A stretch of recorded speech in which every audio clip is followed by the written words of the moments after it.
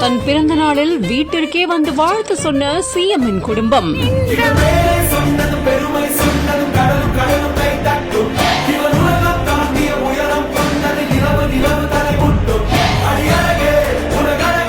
நெகிழ்ச்சியான பதிவில் சந்தோஷத்தை பகிர்ந்த MP கமல்ஹாசன் அவர்கள்.